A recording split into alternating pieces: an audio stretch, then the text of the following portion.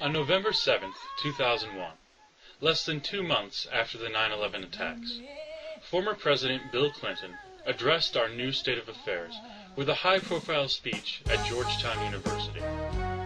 In addressing the root causes of the conflict, he said the following, quote, "Those of us who came from various European lineages are not blameless. Indeed, in the First Crusade, when the Christian soldiers took Jerusalem, they first burned a synagogue with 300 Jews in it, and proceeded to kill every woman and child who was Muslim on the Temple Mount. The contemporaneous descriptions of the event describe soldiers walking on the Temple Mount, a holy place to Christians, with blood running up to their knees. I can tell you that story is still being told today in the Middle East, and we are still paying for it." Unquote. This statement, along with many others that point to past Western sins to excuse modern-day anti-Western atrocities, are conventional wisdom for the left. Similar thoughts have been repeated on college campuses, media outlets, workplaces, bars, throughout the public discourse.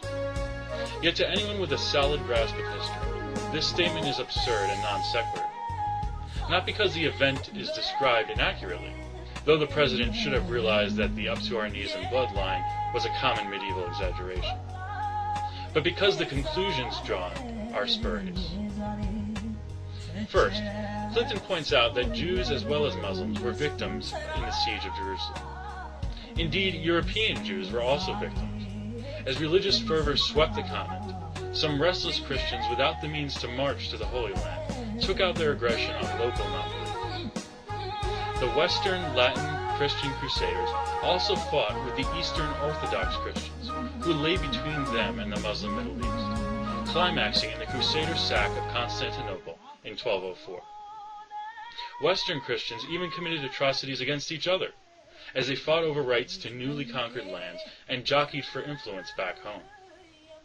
If we follow the left's warped logic, all of these groups would have legitimate grievances against the West for the Crusades, and all would have been justified in carrying out a 9/11 style attack in 2001. Yet it was only the Muslims who saw fit to carry out such an act, and I can't help but think that Clinton would have been less sympathetic if a group of Jews or Orthodox Christians had murdered 3,000 people on that day. Second, the chain of responsibility makes no sense. As we know, the United States of America did not exist during the Crusades. Columbus would not even land in the New World for another 300 years. And so Clinton references our European lineages as proof of our guilt. Yet 1/3 of American citizens are not of European descent. Of the 2/3 that did come from Europe, many are not Western Christians, and many more came from nations that did not take part in the Crusades or only participated peripherally. The United Kingdom, our founding colonial power, and the source of many of our laws, traditions, and early citizens, was one of these peripheral nations. Indeed, most Crusaders were from France, which is why the Muslims at the time referred to all Crusaders simply as Franks. And France sticks out as the only large European nation that never sent great numbers of immigrants to America. I hope this brief explanation has illustrated to you why I refer to the statements of Clinton as absurd. But my aim here is not merely to debunk the Crusades. My aim is to diminish the Western world's self-destructive obsession with the perceived sins of our past interactions with the Muslim world. Whether it's the Crusades, the legacy of European colonialism, tensions over oil resources, or the existence of Israel. These flashpoints, while they are legitimate subjects for debate and reflection, have been taken out of context, scandalized, and fashioned into a weapon that threatens to destabilize Western society as a whole. The liberal establishment highlights selected Western sins and wraps a layer of current events around them to further their political goals. In this series, I will highlight what I believe are the far more horrific episodes in Islamic history that are neglected, marginalized, or simply ignored by the media and academic establishment. I will explore the history of Islamic imperialism, Islamic colonialism, Islamic genocide, and Islamic crusades. And believe me, there is plenty of material to work with. For those who already see America and the West as positive forces in our world, I hope this will provide you ammunition for arguments with liberal friends. I hope it helps you continue the conversation when they try to blunt it by citing the wrongs of the Crusades or colonialism to excuse any and all Muslim actions in the present. My purpose here is to put the Crusades in context, as a brutal, religiously inspired conquest of land, yes, but just one among many, most of which were committed in the name of Muhammad rather than Jesus. For those on the left who bother to hear me out, I hope you treat my testimony about the victims of Islamic violence with the same seriousness that you treat the stories of Western exploitation that you are so quick to catalog. I believe in the course of this series you will come to understand, as I did, that your apologetics for Islam work directly against the values you claim to promote. That whatever sins the West has committed, the Islamic world has committed them more often and more severely. And that you who strive to tear the edifices of our own civilization down have been allowed to thrive in the West, while your counterparts in the Muslim world are executed, imprisoned, or intimidated into a deep silence. And so it is in this spirit that I ask you all to join me in an exploration of what I call the Islamic Crusades. I promise you, at the very least, that it won't be boring, and I suspect that all of us, myself included, will learn something in the process. Let's begin. Welcome to Islamic Crusades, Episode 1, The Occupation of Constantinople. In the intro to this series, I quoted Bill Clinton's 2001 address, in which he cited the Crusades as a root cause for the 9/11 attacks, and specifically singled out the sack of Jerusalem in 1099 as an example of Western brutality that still poisons our relations with the Muslim world today. In this video, I will tell the story of the merciless siege, destruction, and exploitation of a great Christian city. The atrocities were at least as horrific as those in Jerusalem. Men, women, and children were massacred. The city was burned and looted, and ancient Christian churches were destroyed or converted into mosques. It not only marked the fall of a city, but the death of a culture, and the end of a 1,100-year-old empire. This terrible event occurred in 1453 AD, 354 years closer to our own time than the siege of Jerusalem. Yet it is not used by Christians to justify violence. It is not cited as motivation for Christian suicide bombers to kill civilians. In fact, you would be hard-pressed to find it mentioned anywhere in the public discourse. Here's the story. By the 4th century AD, the Roman Empire, in steep decline, was divided in two. A Western Latin-speaking half governed from Rome, and an Eastern Greek-speaking half ruled from its purpose-built capital city of Constantinople, completed in 330 AD. As the West went through its death throes, buckling under barbarian invasions over the next few centuries, the East managed to preserve itself and thrive, and would continue for another 1,000 years as the sole remaining repository of Roman civilization. The Emperor Constantine I, a convert, legalized Christianity in the empire, a revolutionary act which laid the very foundations of Christendom. For reasons of clarity, historians refer to this long-lived Christian incarnation of the Eastern Roman Empire as the Byzantine Empire. The capital, Constantinople, was built at the strategic meeting point of East and West, of Europe and Asia, of the Mediterranean and the Black Sea. Its heart was known as the Golden Horn, featuring an ideal natural harbor and a commanding overlook of the strategic Bosporus Straits. Great basilicas and churches were constructed, as well as a forum and a hippodrome that could hold 80,000 people. The pinnacle of the great city was the Hagia Sophia, or Church of Holy Wisdom. Completed in 537 AD by the Emperor Justinian, it stood as the largest cathedral in the world for nearly a millennium. Its central dome was 182 feet high and 102 feet in diameter, and it was filled with stunning mosaics, architectural wonders from across the empire, and holy relics, including a 50-foot-tall silver icon. Throughout the Middle Ages, Constantinople was the largest and richest city in Europe, dwarfing Rome, Paris, and London. It was the prime hub of a trading network that stretched across Eurasia. It preserved libraries full of invaluable ancient Greek and Latin manuscripts, when instability and disorder caused the mass destruction of this valuable knowledge elsewhere. Byzantine security relied on pacifying an assortment of barbarian tribes to the west, and keeping the sophisticated Persian Empire at bay to the east. The Byzantines and Persians warred continuously for a century, battling for control of Armenia, the Fertile Crescent, and the Holy Land. When the determined and zealous Islamic juggernaut burst out of the Arabian Peninsula in the 7th century, both empires were too weak to mount a proper defense. Christian Syria fell to the Muslims in 637, Christian Armenia and Egypt in 639, and North Africa in 652. By 661 AD, the Byzantines had lost all their holdings in the greater Middle East, and nearly half of their core territory of Anatolia. In 674, the Arabs laid siege to Constantinople itself, but were thwarted by a harsh winter, and their inability to breach the famous Theodosian walls. They tried again in 717. This time they were defeated at sea by the Byzantine fleet, with a revolutionary naval weapon known as Greek fire. This second victory delayed the Muslim Crusades for nearly 700 years.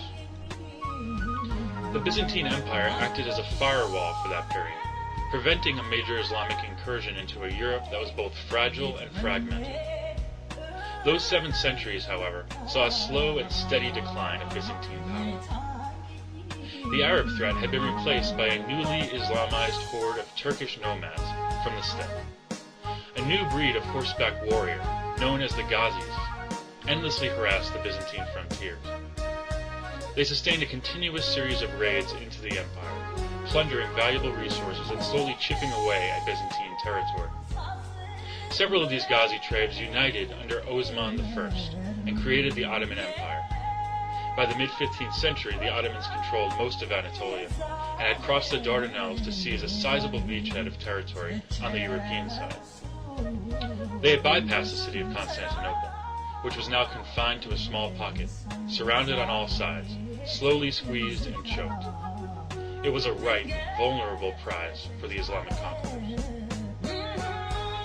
In 1453, the Mediterranean, Europe, Christendom, and the world changed forever.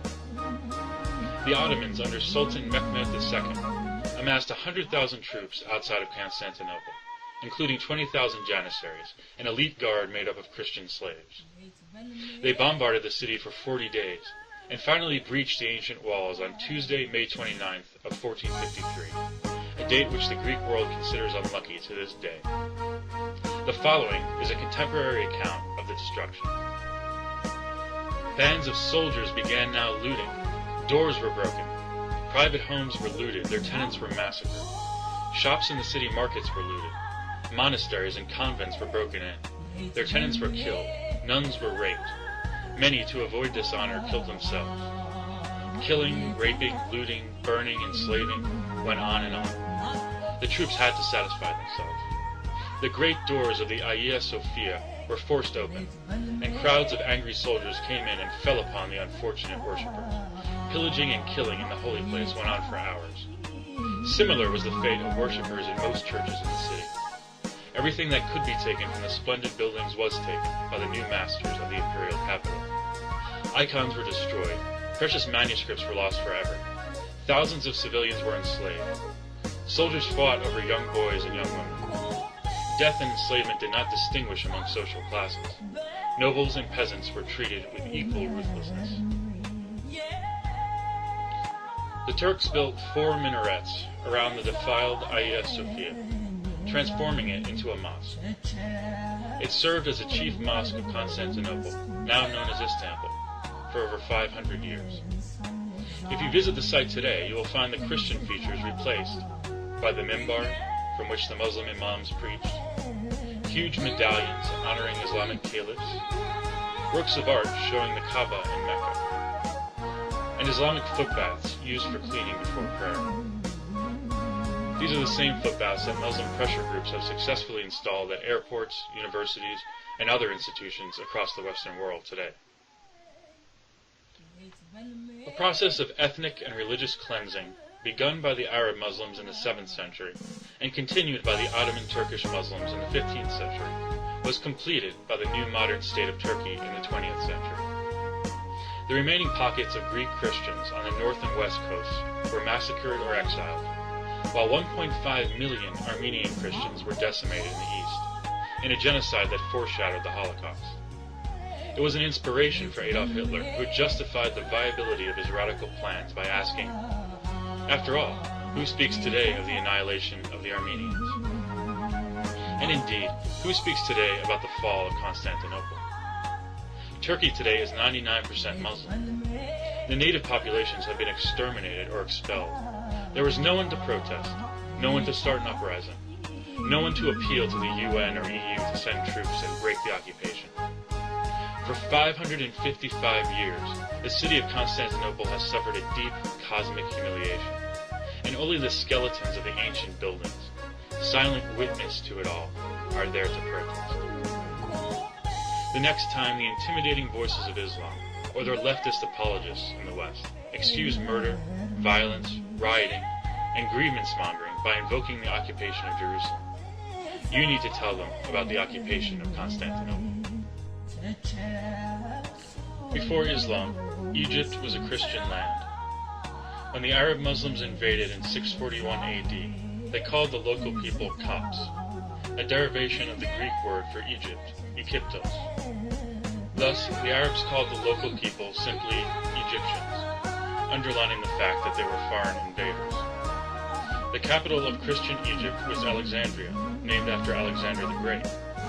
The Church of Alexandria was founded in 42 AD, which makes it the longest uninterrupted institution of Christianity on earth. After the invasion, the Copts were relegated to dhimmi status under Islamic Sharia law. Christians could continue to worship, but were not allowed to build new churches or renovate the churches that already existed. Dhimmis were required to pay a tribute tax to the Muslim rulers and acknowledge Muslim supremacy. Dhimmis were prohibited from bearing arms or giving testimony in court cases involving Muslims. Obviously, these laws were designed to eliminate the indigenous religions, making it too humiliating and costly to maintain a different faith in a Muslim land. And in Egypt, they've had their desired effect. The former Coptic Christian majority now makes up only 10% of the population, under siege and decreasing every day. Their second-class status is underlined periodically by violence and destruction. In October 2005, angry Muslim crowds gathered around St. George's Coptic Church in Alexandria. One man burst into the church shouting, "Allahu Akbar," and stabbed a nun and a male parishioner. Before Islam, Iran was Persia. Persia had existed as an empire and a fountain of civilization and culture for more than 1,000 years. On the eve of the Arab-Muslim invasion in 637 AD, the religion of Persia was Zoroastrianism. Zoroastrianism is a monotheistic faith that rose in Persia at about the same time that Judaism developed in the Levant, and it had a profound influence on the three Abrahamic religions, as well as the religions of the East. After Persia's fall to Islam, Zoroastrians were relegated to dhimmi status. Today they number less than 200,000 worldwide, the largest community being India, where refugees from Iran found some tolerance. In Iran itself, about 22,000 Zoroastrians remain, or less than 0.1% of the population. Before Islam, Iraq was called Assyria. Prior to the Arab-Muslim conquest, the majority of its inhabitants were Assyrian Christians. By the dawn of the 20th century, dhimmi laws, persecutions, and conversions had reduced their numbers to about 5% of the Iraqi population. On the eve of the US-led invasion in 2003, this had dropped to 1%. A lot of noise has been made about the plight of Iraqi refugees since 2003. What is less widely known is that Assyrian Christians make up 40% of the 1 million refugees that have left Iraq, despite making up less than 1% of the population. These refugees represent 2/3 of the pre-war Christian population. The removal of the tyrant Saddam Hussein allowed the Sunni and Shia Muslims to revert to the customary persecution of their Christian neighbors. Frivolous events such as the Danish Muhammad cartoons have had very real repercussions for Iraq's dwindling Christian community in the form of bombings and murders. 7 churches were bombed in January 2006 in retaliation for the dreaded cartoons of blasphemy. Since the start of the war, at least 46 churches and monasteries have been bombed. These are 3 brief examples but this story has been repeated wherever Islam has asserted itself. When Islam comes to a new nation, its purpose is not to adapt to the fabric of the host society, or to become just one religion among many equals.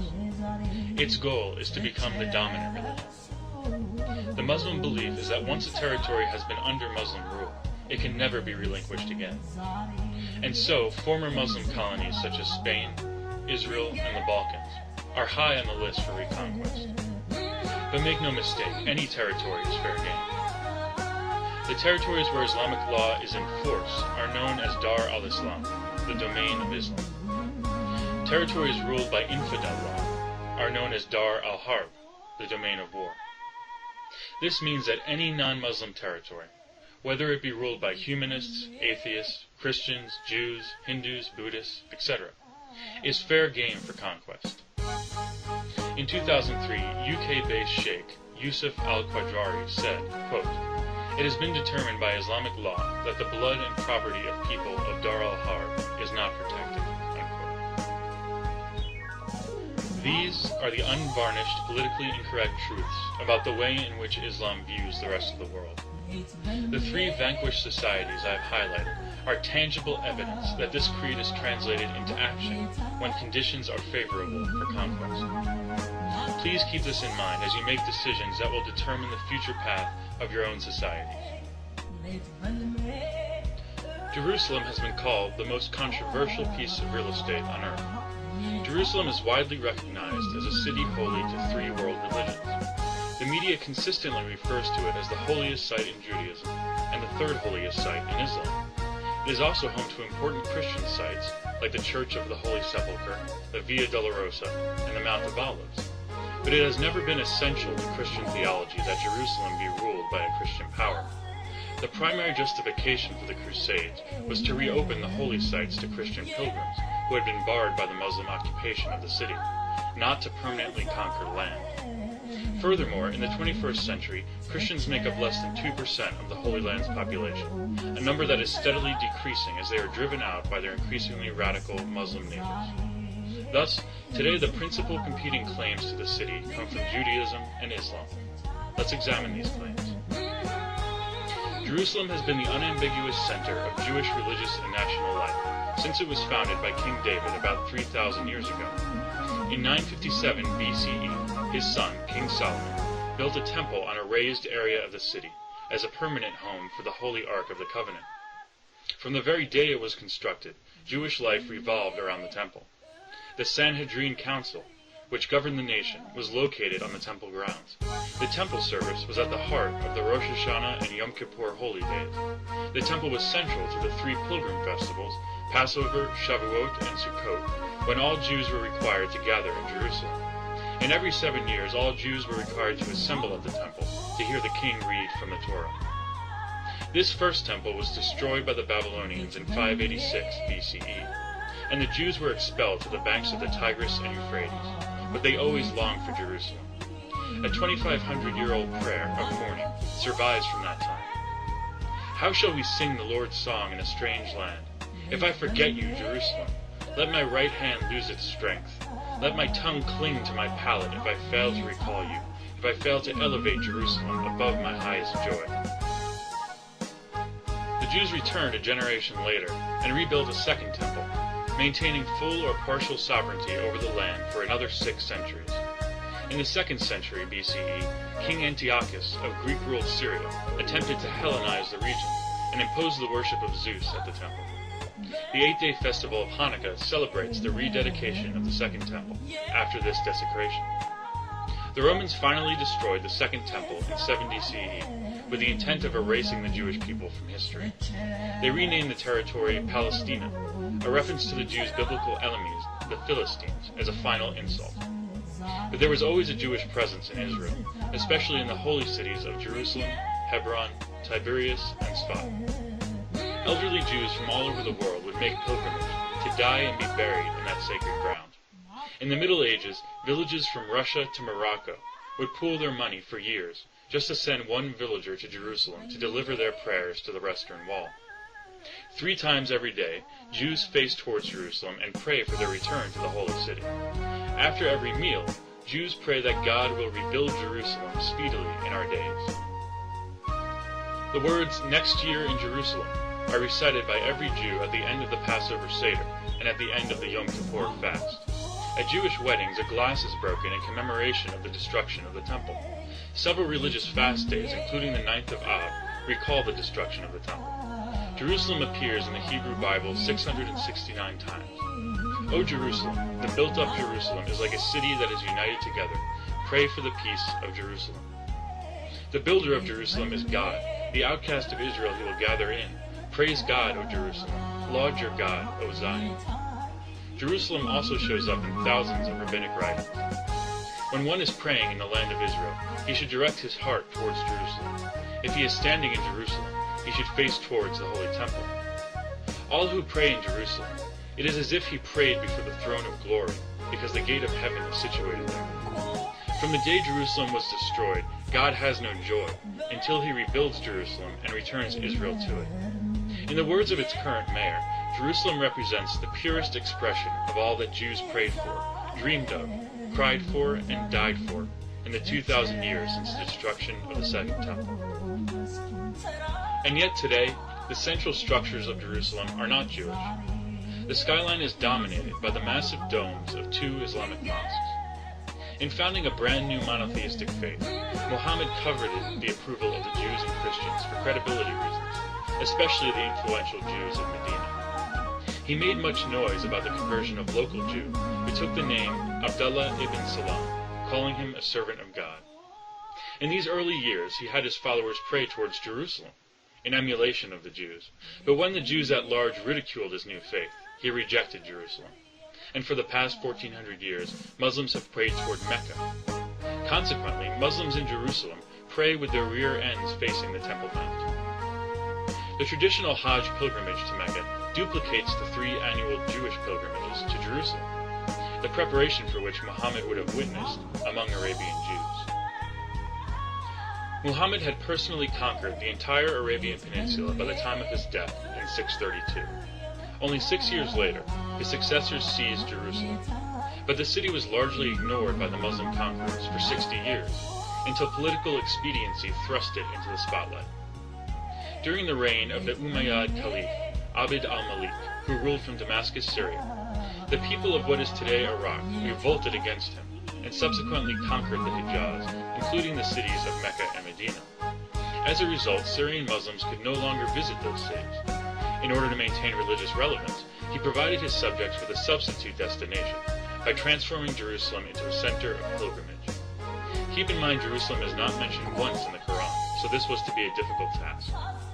He rested his justification on a vague Quranic passage, Surah 17, verse 1.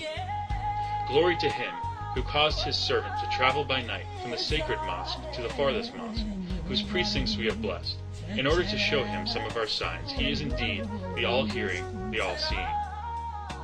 The imaginative Islamic scholars of the time declared that the sacred mosque was in Mecca, and the farthest mosque was in Jerusalem. The story goes that Muhammad was conveyed there one night in a dream, on the back of Al-Buraq, a magical horse with the head of a woman, wings of an eagle, the tail of a peacock, and hooves reaching to the horizon. He tethered the horse to the western wall of the Temple Mount, and from there ascended to the 7th heaven with the angel Gabriel. The Umayyad Caliph completed the Dome of the Rock in 691, built around the rock from which Muhammad is said to have risen to heaven. It was a blunt and concrete way of asserting Islam's dominance over the site. 14 years later, in 705, the adjacent Al-Aqsa Mosque was completed. Al-Aqsa means the farthest. The Caliph had retroactively created the farthest mosque referred to in the Quranic verse, and the co-option was complete. And so far, it has been permanent, despite the fact that a Jewish power technically holds political control of the Temple Mount. Here's why this story is critical to the counter-jihad today. The gradual Islamization of new territory and the co-option of its most important religious sites has been an essential feature of jihad since the time of Muhammad. The Kaaba stone in Mecca was a pagan site of worship before it was appropriated by Islam. The Umayyad Mosque in Damascus and the Great Mosque of Istanbul were erected on the sites of Christian Byzantine churches. And as I have explained, 2 grand mosques were positioned deliberately to eradicate the holiest site in Judaism. a co-option that has retroactively lent credibility to the Islamic claim to Jerusalem. These buildings provide the strongest ammunition to Islamists and leftist revisionists who maintain Islam's singular right to Jerusalem. Today, no one remembers that Damascus and Istanbul were Christian. If not for the modern Zionist movement, the Jewish connection to Jerusalem may have been completely obscured as well. If Islam sees fit to abort the entire history of a 3,000-year-old city, do you think they'd have any compunction about eclipsing cities and civilizations that are relatively young? Several years ago, plans were made to build a mega mosque, possibly accommodating up to 70,000 worshippers, in time for the 2012 Olympics in London. The funding would have come from Tablighat Jama'at, a Muslim missionary sect with possible links to terrorism.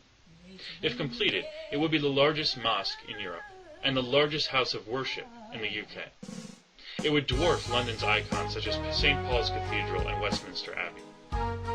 Meanwhile, in Germany, the Religious Affairs Department of the Turkish government is funding a huge mosque project in Cologne. It would also hold thousands of worshippers and permanently alter the skyline of a great European city. It would rival the Cologne Cathedral, which was founded in the year 1248. When concerned Europeans gathered this September to protest this modification, they were brutally assaulted by throngs of so-called anti-fascist demonstrators who were given cover and assistance by the city's own police department.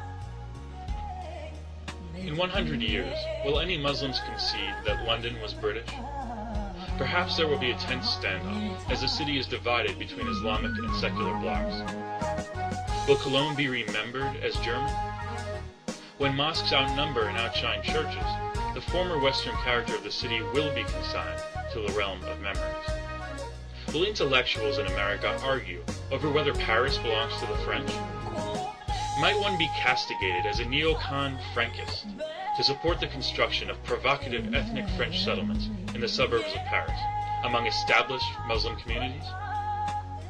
These are the important questions that spring to mind when one contemplates the Muslim co-option of Jerusalem. The Southeast Asian nation of Thailand is 95% Buddhist. Of 63 million Thai citizens, about 2.8 million, or 4.6%, are Muslim.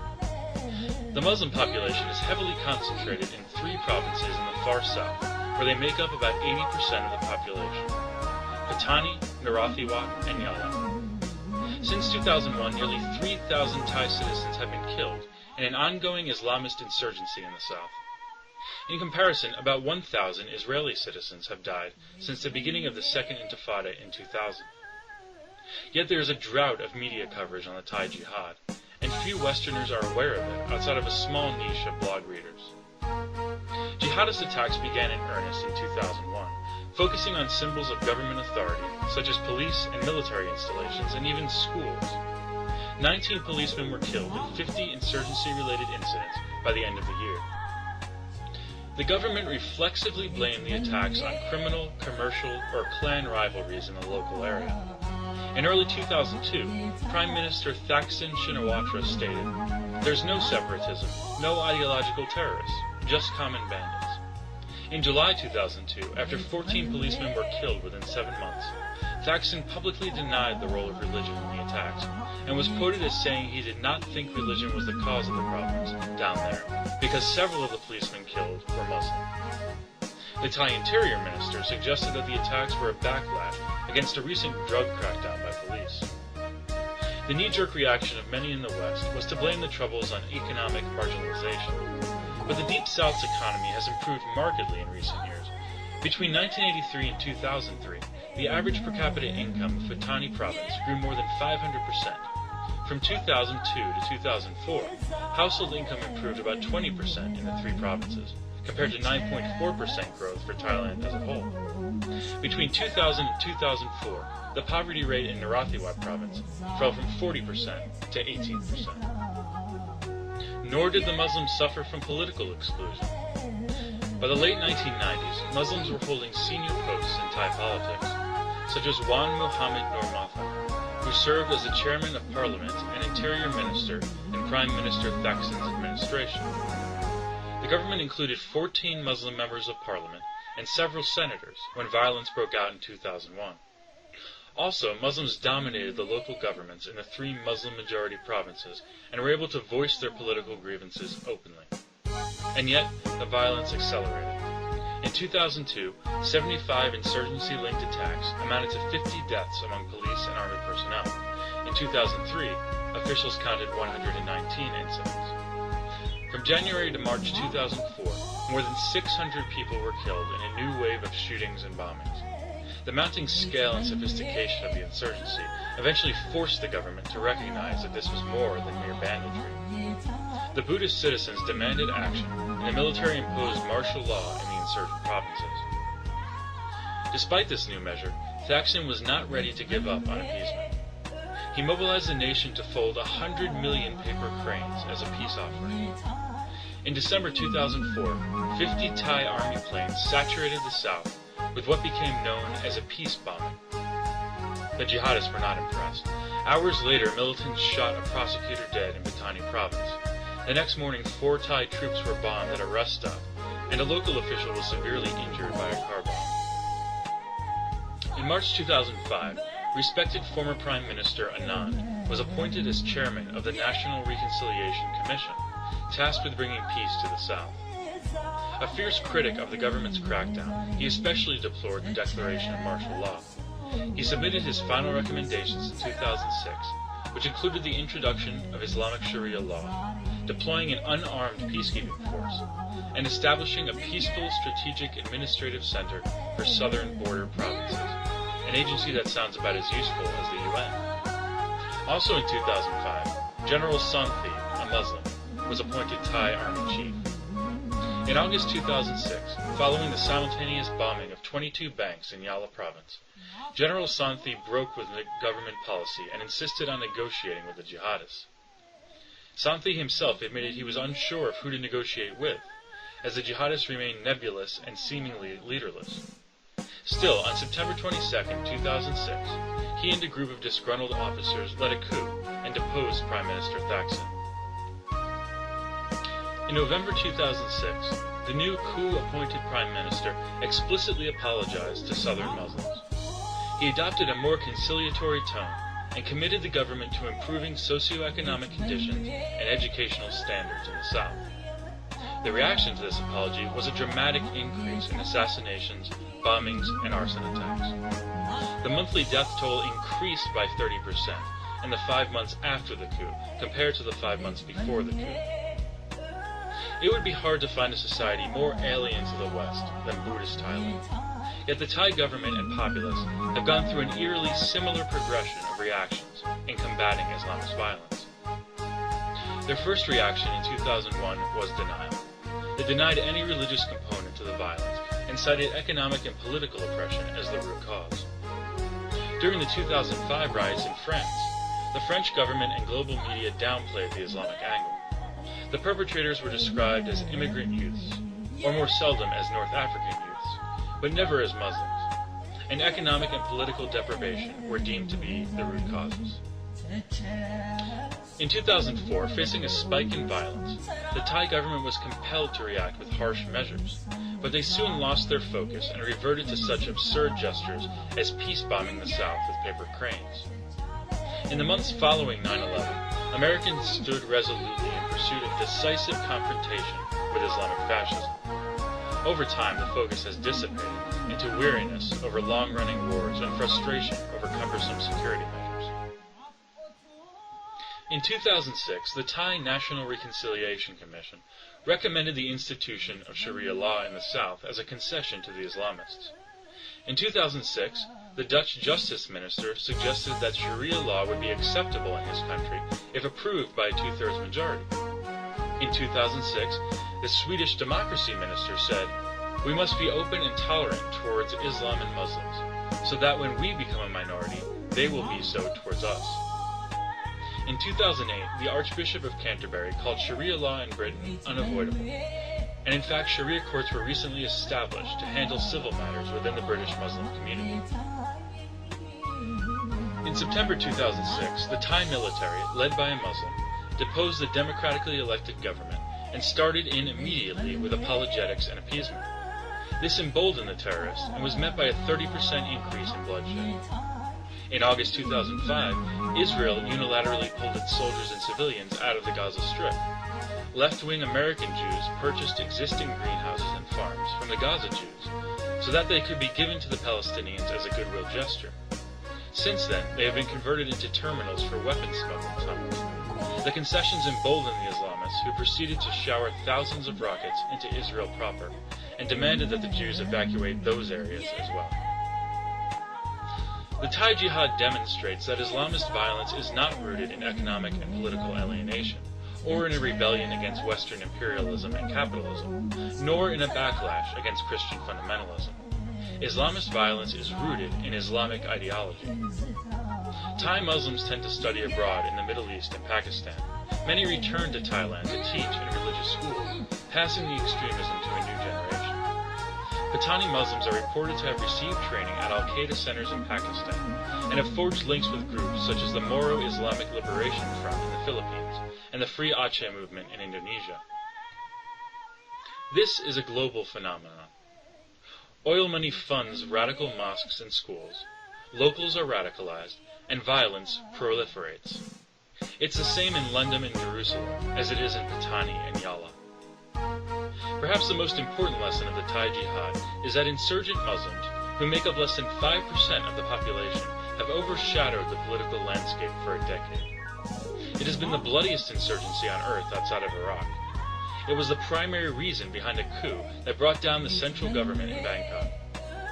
Those who worry that 3 to 5% Muslim minorities may significantly undermine Western Europe are branded paranoid or racist by the media.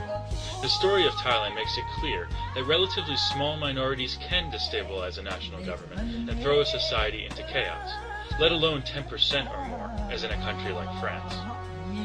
The sheer brutality of the conflict is extreme even by jihadist standards. At least 30 people have been beheaded, up to 1,000 schools have been shut down due to arson or threats, and 30 teachers have been killed.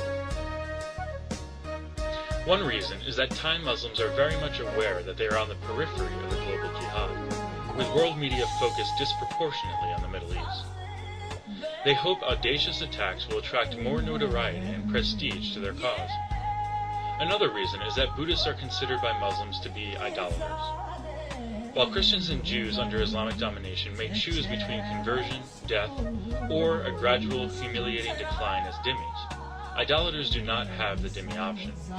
They must convert or die. With all these statistics flying around, it's easy to forget that real people in Thailand are being murdered daily in savage fashion.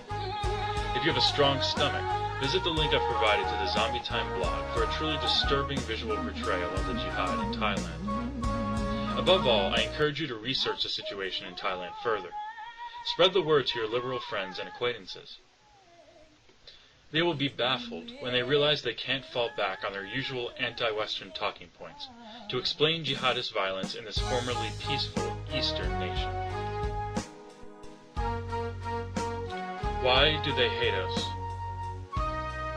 It was a universally asked question in the United States following the 9/11 attacks.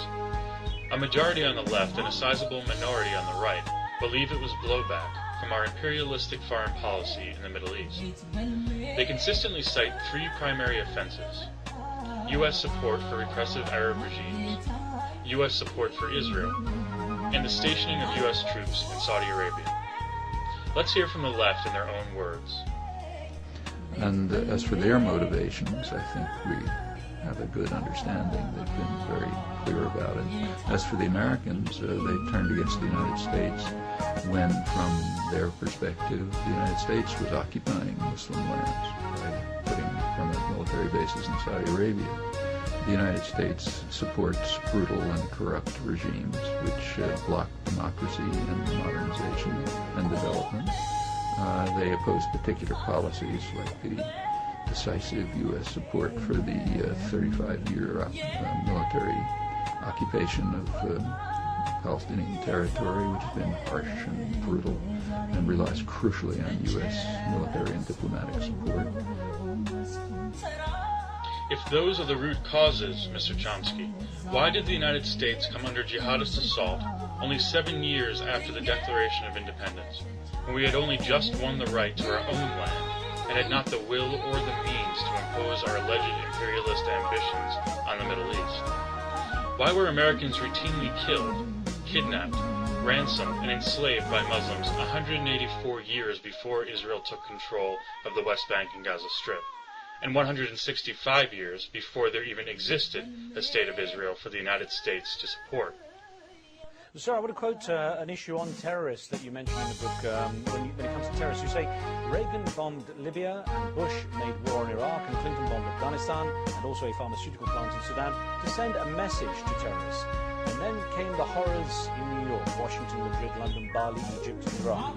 Isn't it clear by now that sending a message to terrorists through violence doesn't work, that it only leads to more terrorism? Terrorism comes out of very deep-felt grievances felt by millions of people, and of those millions of people who feel those grievances, a very small number of them will become fanatic enough and extreme enough to commit acts of terrorism. Mr. Zinn, if Muslim grievances stem from the U.S. actions you enumerated, why did they see fit to punish us for these crimes a full 2 centuries before Reagan bombed Libya, or Bush invaded Iraq, or Clinton bombed Afghanistan and Sudan? Prominent voices on the isolationist right use much the same language. Let's hear from them in their own words. Intervention was a major contributing factor. Have you ever read about the reasons they attacked us? They attack us because we've been over there. We've been bombing Iraq for 10 years. We've been in the Middle East. I believe very sincerely that the CIA is correct when they teach and talk about blowback. When we went into Iran in 1953 and installed the Shah, yes, there was blowback.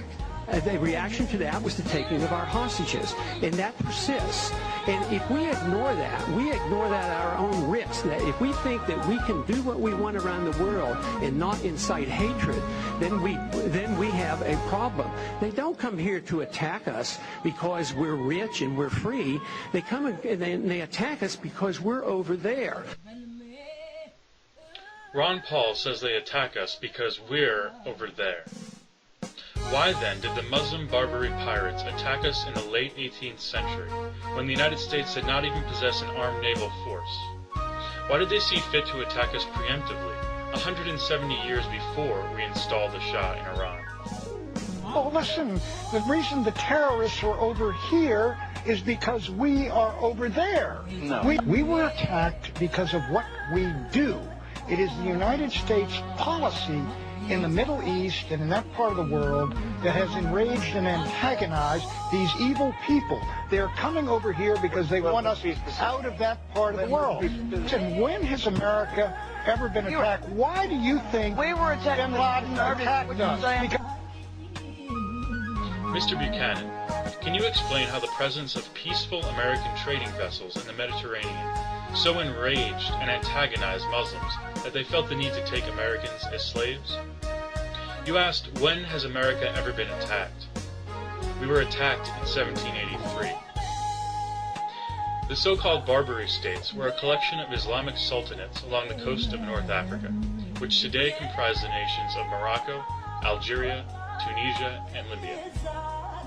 For centuries, they raided coastal cities in Europe in search of booty and slaves. They enslaved over 1 million Europeans, most of whom were young women who were taken as second, third, or fourth wives, and young boys who were castrated because they were valuable as eunuchs. The pirates also plundered merchant vessels throughout the Mediterranean and the North Atlantic. This jihadist piracy evolved into a nice money-making scheme. European powers would pay bribes to the Barbary rulers to avoid having their ships raided and crews enslaved. The British participated in this protection racket, so vessels from America did not have to worry about Muslim pirates. That is, until the United States declared its independence. And then, in 1783, the attacks on American shipping began. The U.S. had a weak federal government and meager tax revenues, and so did not possess a navy. In 1784, the Moroccans captured a ship called Betsy and enslaved its crew. Soon afterwards, the rulers of Algiers declared war on the U.S. Spanish diplomacy helped free the crew of the Betsy, but other American vessels were plundered by Algiers in the coming months. The situation worsened with each coming year, but for the life of them, the Americans could not figure out what they did to bring this violence upon them. They must have asked themselves, why do they hate us? In May 1786, Thomas Jefferson and John Adams, then serving as American ambassadors to France and Britain respectively, met with Tripoli's ambassador to London, Sidi Haji Abdul Rahman Aja. During their discussions, they questioned Ambassador Aja as to the source of the unprovoked animus directed at the infant U.S. Republic. As Adams and Jefferson later reported to the Continental Congress, the ambassador said the raids were a jihad against infidels. Aja said that it was founded on the laws of their prophet, that it was written in their Quran, that all nations who should not have acknowledged their authority were sinners, and that it was their right and duty to make war upon them, wherever they could be found, and to make slaves of all they could take as prisoners, and that every Muslim who should be slain in battle was sure to go to paradise. To quote the scholar Andrew Boston, an aggressive jihad was already being waged against the United States almost 200 years prior to America becoming a dominant international power in the Middle East. Moreover, these jihad depredations targeting America antedated the earliest vestiges of the Zionist movement by a century, and the formal creation of Israel by 162 years. Exploding the ahistorical canard that American support for the modern Jewish state is a prerequisite for jihadist attacks on the United States. The ambassador's justifications in 1786 were well grounded in Islamic law and were practiced by Muhammad himself. At the Battle of Badr, Muhammad commanded a force of 300 Muslims against 1,000 warriors from the pagan tribe Quraysh. The outnumbered Muslims won the battle handily, and this was a major turning point in Islam. It is still referenced today to encourage outnumbered and outgunned jihadists from Iraq to Thailand. As the Quraysh approached, Muhammad encouraged his men. This is the caravan of Quraysh carrying their property, so march forth to intercept it. Allah might make it as war spoils for you. By God, in whose hand is the soul of Muhammad, no man will be slain this day fighting against them with steadfast courage, advancing, not retreating, but God will cause him to enter paradise. This rationalization for war and piracy was operative in Muhammad's time, in the time of the Barbary pirates, and it is still framed in the same terms today. You see, the Islamic rule, if a Kafir goes into a Muslim country and he's walking by, he's like a cowboy and anybody could take him. That is the Islamic rule, and this is the opinion of the fuqaha. It's not my opinion. If you read the books of jihad, the Kafir is walking by, he went inside, you catch him, what are you doing here? Then he's a good, you can sell him the market. If Muslims cannot take them to and sell them in the market, then you just kill them. It's okay.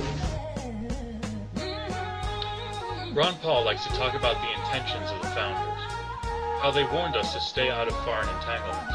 He speaks of the halcyon days when the U.S. was an agrarian republic that kept to itself and refrained from international conflicts.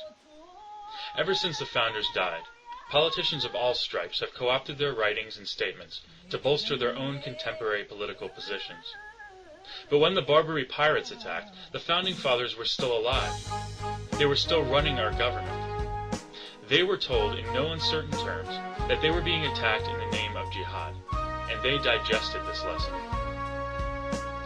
When searching for the root causes of jihad, it would be best to ignore the proclamations of pseudo-intellectuals on both the left and the right. It would be best to consult the facts of history and take seriously the explanations that Muslims themselves employ.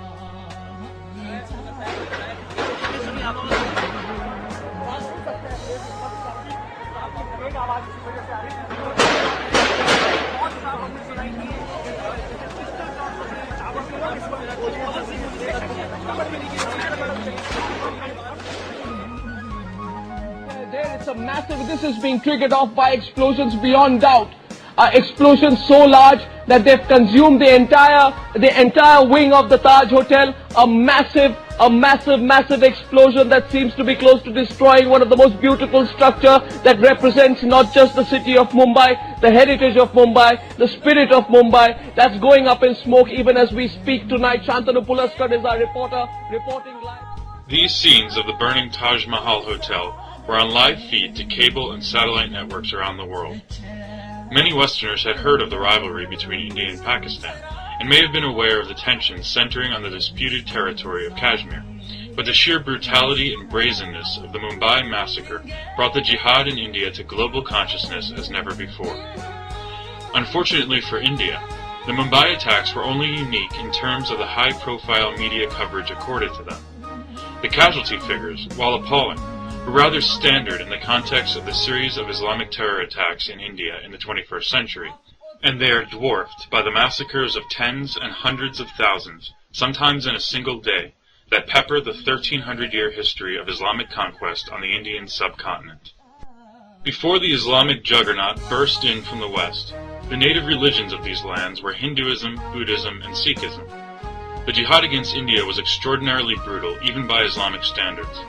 This is because, unlike the so-called people of the book, Christians and Jews, who enjoyed some basic rights as subjected dhimmis, Hindus and Buddhists were considered idolaters, the lowest of the low, worthy only of death.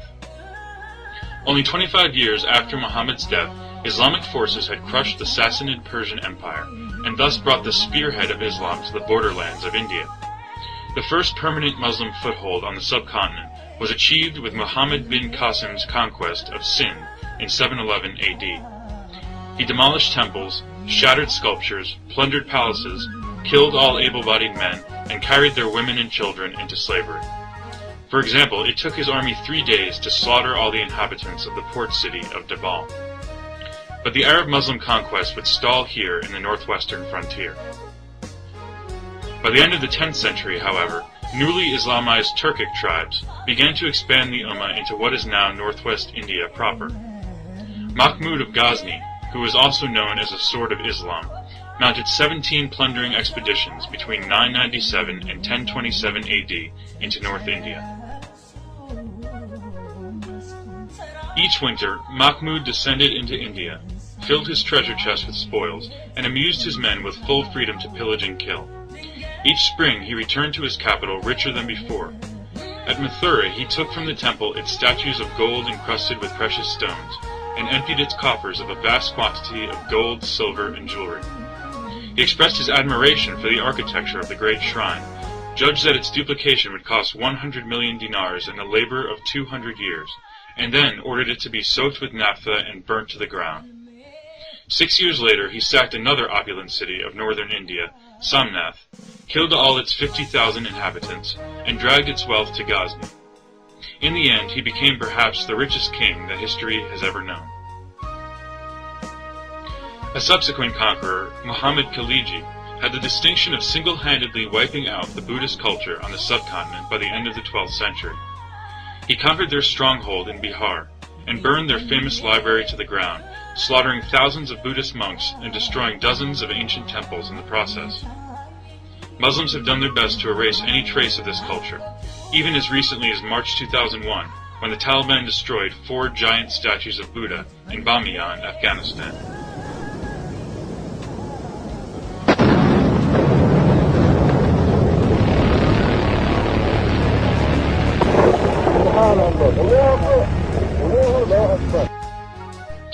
Khaliji's brutality also incited the first case of Jauhar in India. Jauhar is a desperate act of mass self-immolation. When Khaliji besieged the city of Chittor, the Hindu inhabitants realized their cause was hopeless. As the men rode off to certain death in battle, the women and children burned themselves alive, rather than suffer the dishonor of being killed or enslaved by the conquerors.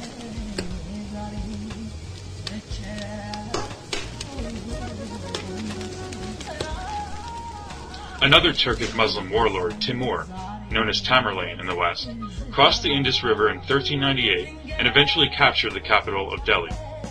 Timur explains the motivation for his conquest in his personal memoirs. About this time there arose in my heart the desire to lead an expedition against the infidels, and to become a Ghazi, for it had reached my ears that the slayer of infidels is a Ghazi, and if he is slain he becomes a martyr. It was on this account that I formed this resolution, but I was undetermined in my mind whether I should direct my expedition against the infidels of China or against the infidels and polytheists of India. In this matter I sought an omen from the Quran, and the verse I opened upon was this: O Prophet, make war upon infidels and unbelievers, and treat them with severity. My great officers told me that the inhabitants of Hindustan were infidels and unbelievers. In obedience to the order of Almighty Allah, I determined on an expedition against them. Later, he describes the sack of Delhi in his own words. In a short space of time, all the people in the fort were put to the sword, and in the course of 1 hour the heads of 10,000 infidels were cut off. The sword of Islam was washed in the blood of the infidels, and all the goods and effects, the treasure and the grain, which for many a long year had been stored in the fort, became the spoil of my soldiers. They set fire to the houses and reduced them to ashes, and they razed the buildings and the fort to the ground. All these infidel Hindus were slain, their women and children, and their property and goods became the spoil of the victors. I proclaimed throughout the camp that every man who had infidel prisoners should put them to death, and whoever neglected to do so should himself be executed, and his property given to the informer. When this order became known to the Ghazis of Islam, they drew their swords and put their prisoners to death. 100,000 infidels, impious idolaters, were on that day slain. On the great day of battle, these 100,000 prisoners could not be left with the baggage, and it would be entirely opposed to the rules of war to set these idolaters and enemies of Islam at liberty. No other course remained but that of making them all food for the sword. By the early 1500s, the mantle of Islamic power in India had passed to the first Mughal emperor, Babar.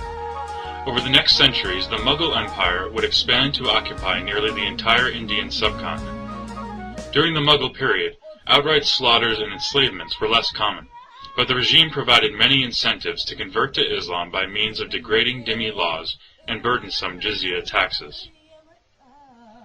So far as the Hindus were concerned, there was no improvement either in their material and moral conditions or in their relations with the Muslims. With the sole exception of Akbar, who sought to conciliate the Hindus by removing some of their glaring evils to which they were subjected, almost all other Mughal emperors were notorious for their religious bigotry. The Muslim law, which imposed many disabilities and indignities upon the Hindus, and thereby definitely gave them an inferior social and political status as compared to the Muslims, was followed by these Mughal emperors with as much zeal as was displayed by their predecessors. The climax was reached during the reign of Aurangzeb, who deliberately pursued the policy of destroying and desecrating Hindu temples and idols with a thoroughness unknown before or since.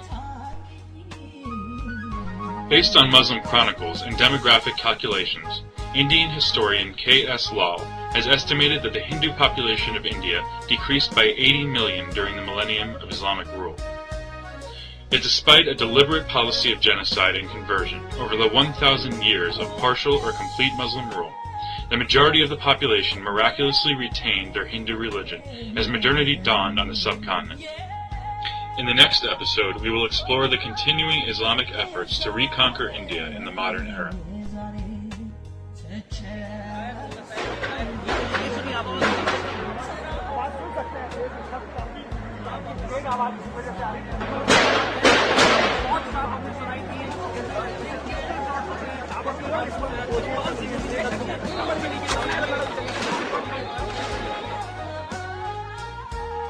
As the power of the Islamic Mughal Empire steadily declined over the 18th and 19th centuries, European influence filled the void, culminating in the establishment of British rule in 1858.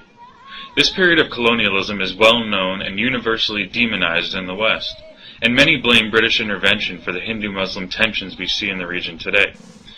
This flatly ignores the historical fact that Muslims had invaded the subcontinent 1,000 years before the Europeans, and Muslim-on-Hindu violence had been endemic ever since. To put things in perspective, the British Raj lasted only 89 years, or less than one-third of the 331-year span of the Mughal Empire, which was only the most recent in a series of Islamic empires that ruled India. Although British rule brought its own brand of exploitation, the relative status of Hindus improved. They were no longer spat upon infidels, but royal subjects, still occupied by a foreign ideology, but now equal to Muslims and all other residents of the subcontinent. The British were more interested in economic gain than religious imperialism, and, inadvertently or not, the infrastructure they built brought India out of feudalism and into the modern industrial age.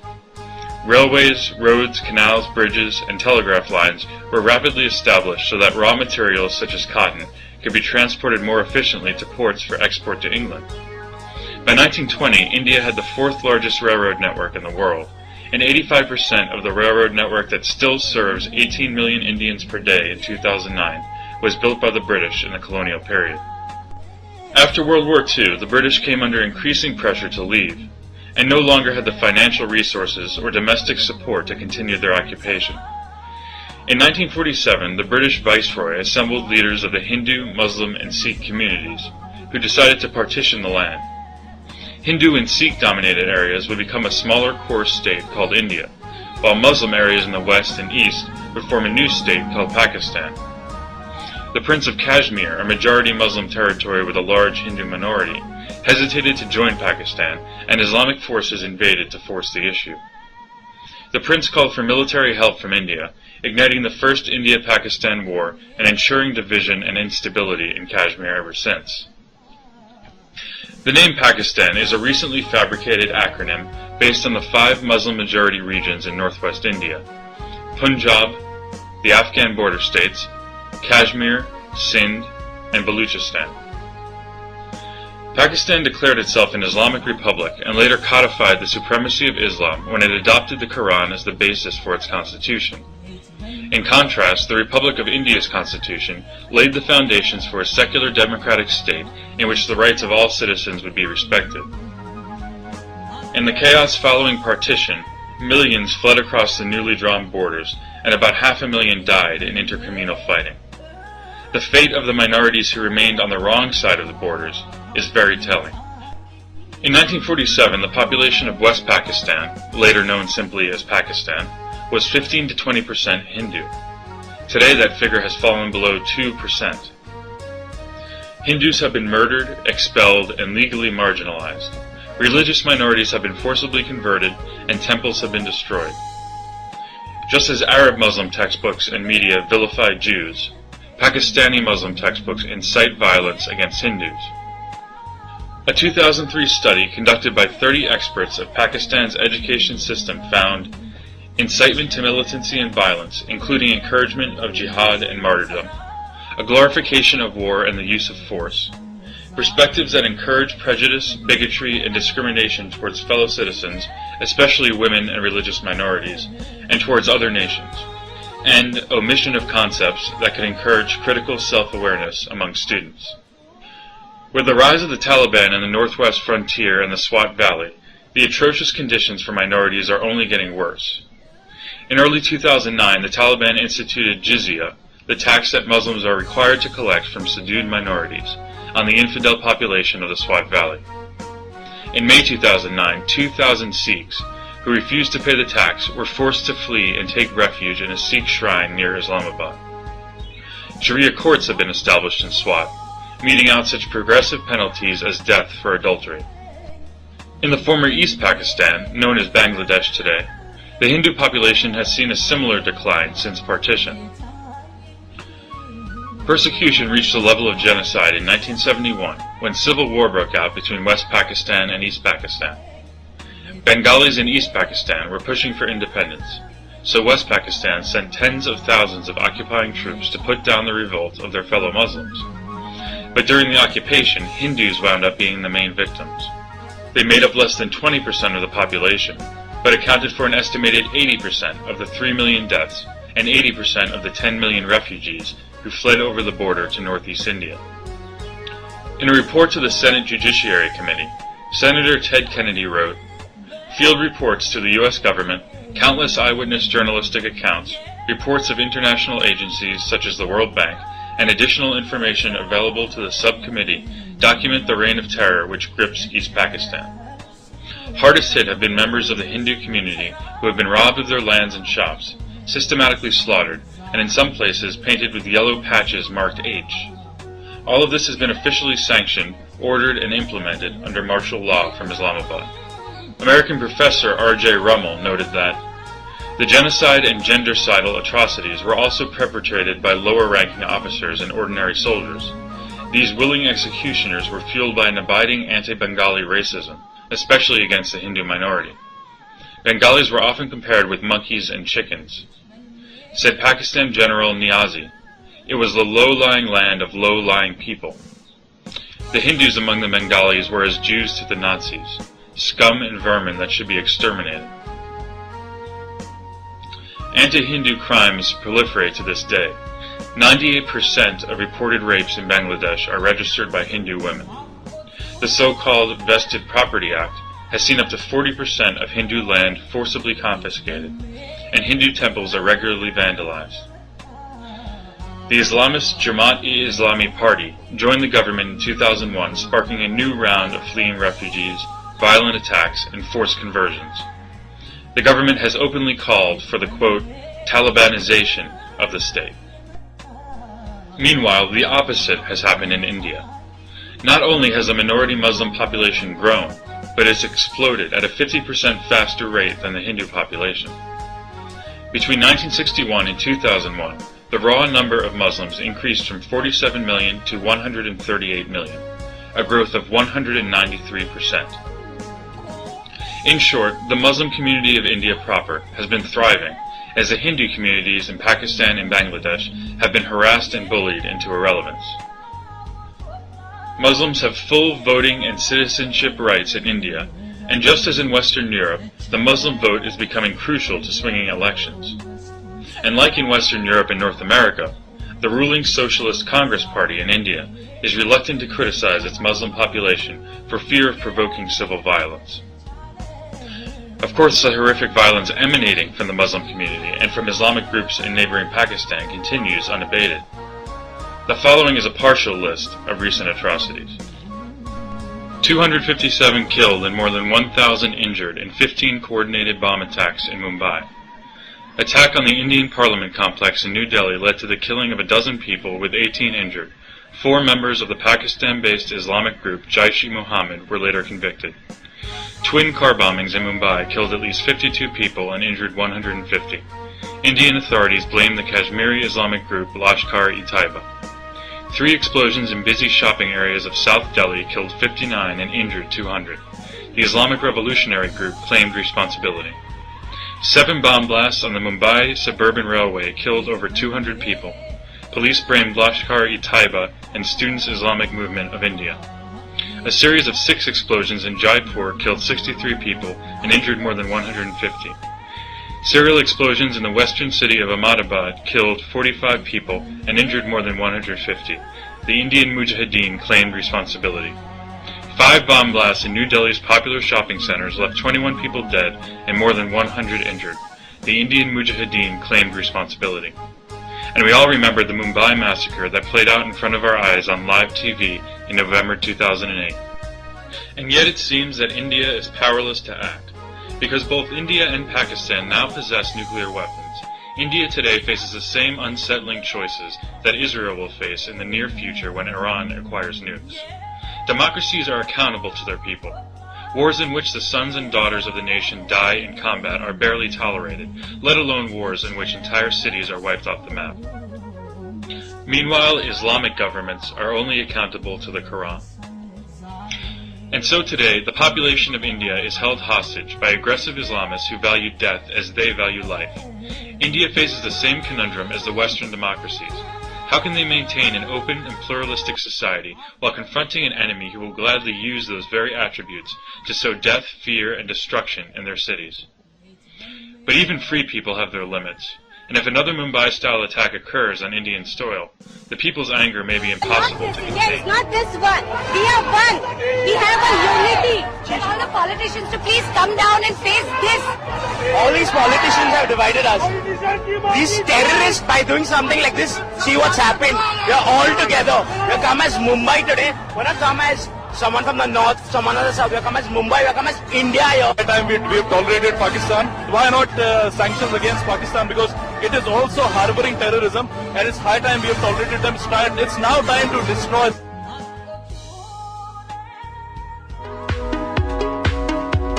So I know a lot of people will, as I said earlier, they'll call you an Islamophobe. They'll call Majid, who's Muslim, an Islamophobe.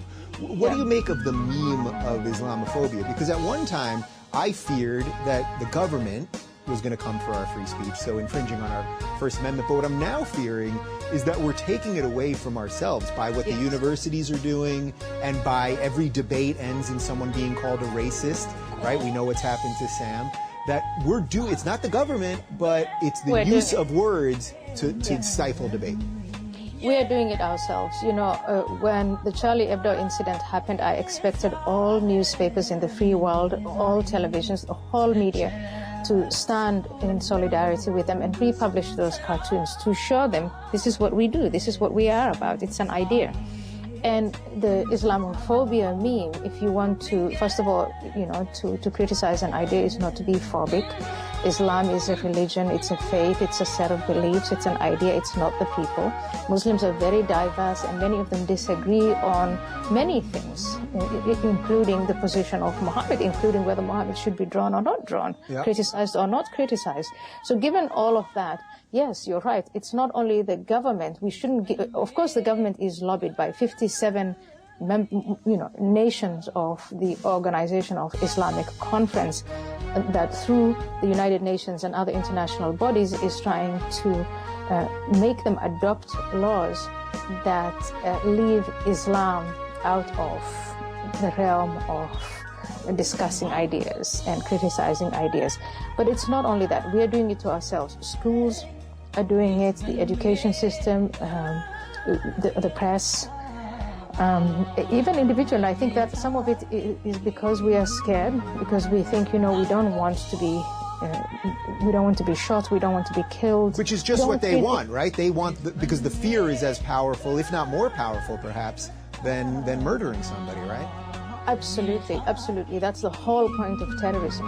It is they want to get what they want. So I would like to promote the idea that men and women are equal and should be equal before the law. I want to get into every Muslim community and promote that idea. And I know it's an uphill battle. But for me to do that, my life is not safe. And now, for the Islamic extremists, they want to promote the idea among Muslim American citizens and others that women and men should behave in a certain way. They can take advantage of all the freedoms that we have, freedom of religion, of association, of expression, and I give them that. Yeah. But why can't I do the same? Why is my government not protecting me to promote my message, which is 100% aligned with our Constitution? It's so fascinating because it's so many levels of craziness, I suppose. So I think part of the issue also is that people get a little lost in the definition of terms. So could you explain the difference between the doctrine of Islam, so sort of the religious side of it, versus what political Islam is? Because I think that split in itself, I think, has many people very confused. And that's why I'm trying to use this show to get people just to understand the basic tenets of all this stuff, because maybe that'll remove a bit of where everyone says this is about bigotry and racism and things like that. Okay. So, in the 7th century, a man called Muhammad comes with a message. So, Muhammad, the message: submit to one God. Forget about all your other gods. Submit to my God, the one who spoke to me there in that cave called Hira. And a bunch of people say, this man is crazy. We're not going to abandon our gods. And he carries on. So for the first 10 years, what he is preaching is, my God requires you to pray, to fast, to look after the poor, to be charitable. A lot of the things he was saying in those first 10 years would fall under what you and I and a lot of Americans and Europeans understand as religion. You believe in these things, and maybe something good will happen. Maybe something good, you can mobilize one. If you look after the orphans, I mean, what's wrong with that? Right. That's great, right? Right. And then the next 10 years of his life, he moves from Mecca to a place called Medina, and he starts to put together a militia, and he starts to wage war. Small wars that he wins, that get bigger, and he starts to conquer and conquer. And of course, all that goes to his head.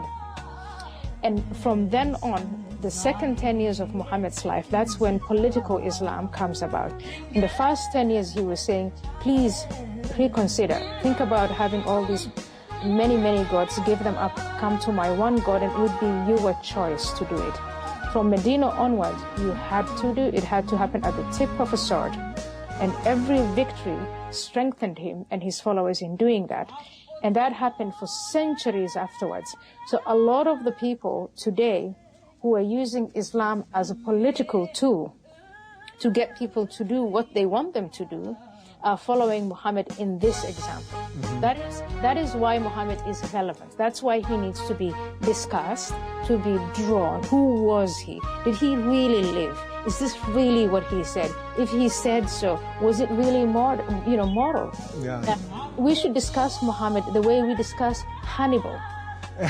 The way we discuss Julius Caesar. These were warriors of the past. Yeah. Alexander the Great, they established all these empires, and then now they're historical figures. Yeah. That's how. And can we do that in 21st century America without having armed men around me all the time, without fearing for our lives? Unfortunately, I know what the answer is to that. And by the way, a lot of people on the left, liberals, well-intentioned, wonderful, wealthy liberals, think that the way that they can make Muslims as a minority feel at home in America is by respecting their icon. And I think the best respect that they can pay to their icon is to put him along with all those other icons of the past. Yeah, so isn't that what Bill Maher refers to that as the soft bigotry of low expectations? That somehow we have to treat these people differently. Yeah. I want everyone to be treated as shitty as everyone else. It's not even about treating them well. Treat everyone equally crappy. That would be good for me. And Bill Maher is, he's on point. He is one of those few liberals who is saying, I'm not going to make an exception for my fellow Americans' sentiment. Why would I? I want them to be, I see them as equals. Yeah. And you know what? And he knows there are a lot of Muslim Americans who laugh at his jokes and who love him. But they have to hide that from the Islamic extremists inside of their families and their communities. Yeah, so that's... And it's our job to emancipate them by saying, I'm not in Pakistan or Afghanistan or Somalia or Egypt. I'm now in America, I'm probably in LA, and I want to laugh at Bill Maher. I like his jokes. Yeah, that's the crazy part, right? That Bill Maher, when it comes to this discussion, is really being treated like a pariah by the regressive left, and they're calling him and Sam, of course, racist because of that whole Ben Affleck thing. But we've spent so much time on that. I don't want to get into that specifically. But look what they've done to Bill. I want to say, why doesn't Ben Affleck play the parts of Muhammad the Great or something like that? That would be something, right? He had no problem playing a fallen angel in Dogma, which was all about Christianity. Yeah. But I guess it's a little different in this case. So one of the other things when I tweeted about you was that a couple people said, "How could you have her on? She's a neocon." What's his name? That you're a neocon. Yeah. Are you a neocon, Ayan? But if somebody explains to me what a neocon is, I might decide to be a neocon or not. All right. So I think what people are saying is that the neocons, they really think of the neocons as the sort of George Bush, Donald Rumsfeld, Dick Cheney, nation builders. This idea that America can exert its influence to nation build, and I think they lump you in on that. Take it away. It's a position in foreign policy that if you're going to intervene in and you remember right after 9/11, if we go out there as the United States of America, we know we've been attacked from Afghanistan. We get into the affairs of that country. How do we leave it? Now, there were people who were saying, we don't just go in and destroy and get the bad guys and get out because we leave the situation far worse than we found it. We have a responsibility to rebuild, and it's going to cost us a lot of blood and treasure. If those are the neocons, count me in on them. The fact that such a thing is really quite murky and it takes a long time, but I find that position to be more noble than the position we are in now, where we're going to go and get rid of, defeat and degrade and defeat ISIS by bringing in together people who really have never fought and have them be defeated and offer some air power and just muck it up and muddle through. When the neocons were in charge, if that is President George W. Bush, he did make huge mistakes early on. But after the surge, Iraq was under control. Yeah. And the Iraqis lived in relative peace. We didn't have to pull out. These are political positions. And this is policy, and you can say what you like about the merits of the policy. But I think it is wrong to put labels on the foreheads of people as neocons and this and that. It's not. There are a bunch of people who thought about what would happen after you leave the place. And I still think it's more responsible once you invade a place to stay there until things are in order instead of pulling out 2-3 years into it. Right, and I guess that's the irony, is that, you know, we know in retrospect that the Iraq War was based on faulty logic, but when we were there, it was better than it is now, and that's just a sad reality, and that doesn't mean we should be there forever. But, you know, look, it's the United States, we're in this weird thing. We do things, people hate us, we don't do things, and look what's happening now. They hate us anyway. Yeah, so I guess that gets, right, they hate us anyway, and I guess that gets your point about labels. It's also about policy. You see, if you are in, and maybe, I can't blame it for people who haven't been, you know, in parliament or in policy, who weren't involved in policy. Every single policy has consequences, intended consequences, unintended consequences, you name it. So it's all about the positions you take around these policy issues. And the position you take around a policy issue should not define who you are. And I think people who then start coming up with these names of neocon and take it from the policy to the person, they are wrong, they're malicious, and they're acting in bad faith. Yeah, and the part of that particularly bothers me is that they think if they can label you with that, or whatever the label is, that then they can extrapolate every other idea that you think. And they think they understand every other decision that you make, which is so rarely the case. Many of us believe in many conflicting things or have liberal values and libertarian values, and so on. And that, plus they also distract the weaknesses of their policy position. So it's all about not having to discuss the merits and demerits. I don't care if my policy positions are discussed to the letter, and I know that they'll have weaknesses and they'll have strengths. But in order to discuss the policy position, the policy proposal of the other person, I would never call him this or that. It has to be about the policy. Yeah, well, you're what I would refer to as a true liberal and willing to debate the ideas.